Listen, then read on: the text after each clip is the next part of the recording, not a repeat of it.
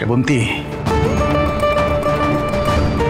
আজ যদি আদি সত্যিটা জানতে পেরে অন্যভাবে রিয়াক্ট করে, যদি তোমাকে আর আমাকে বাবা মা বলতে অস্বীকার করতো, তাহলে কি করতে তুমি? এই ভয়টাই তুমি আমার মাথার মধ্যে না একেবারে গেঁথে দিয়েছো। আর আমিও আদির জন্মদাত্রী মা সেজে থাকার লোভে ওকে আজ অবধি সত্যি কথাটা সাহস করে বলতেই পারলাম না। সেবন্তী, আজ কেঁদে কিচ্ছু হবে না, কিচ্ছু হবে না। এখন কেঁদো না প্লিজ। শুভ, তুই আজ আমাকে দোষারোপ করছিস, কিন্তু যেটা বুঝতে পারছিস না সেটা হচ্ছে আদি ছোট থেকে ওর মায়ের সঙ্গে ভীষণভাবে অ্যাটাচড।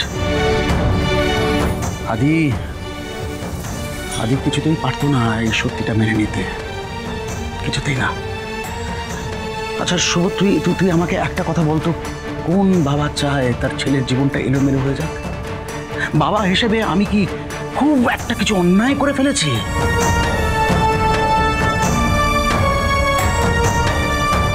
সত্যিকারের বাবা তো তুমি নও, তাহলে তোমার মধ্যে এত টেনশন কেন?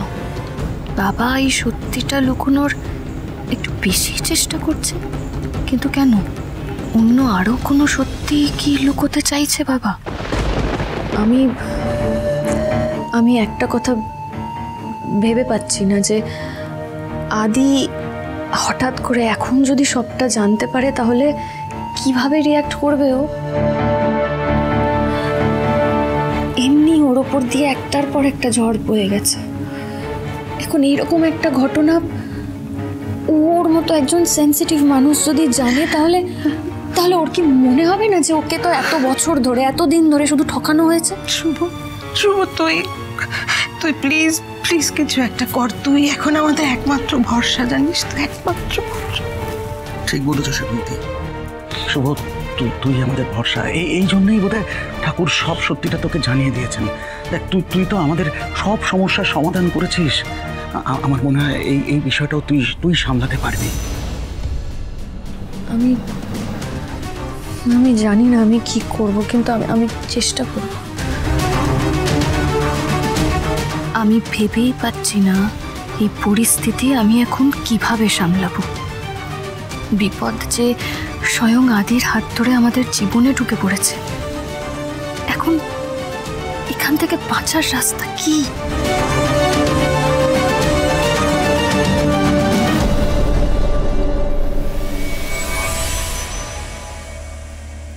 আসুন।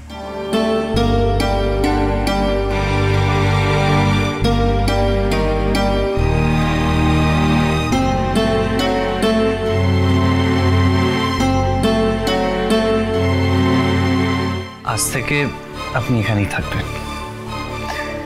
তুমি যে আমার জন্য করলে বাবা। কি যে বলেন আপনি! আপনি আমার মার প্রাণ বাঁচিয়েছেন, আপনার জন্য এটুকু করতে পারবো না? তুমি তোমার মাকে খুব ভালোবাসো না? সেটাই কি স্বাভাবিক নয়?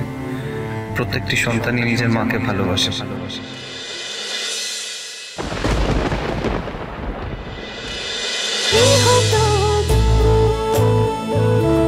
গৃহপ্রবেশ সোম থেকে রবি রাত 10টায় স্টার জলসায় ও জিও হটস্টারে।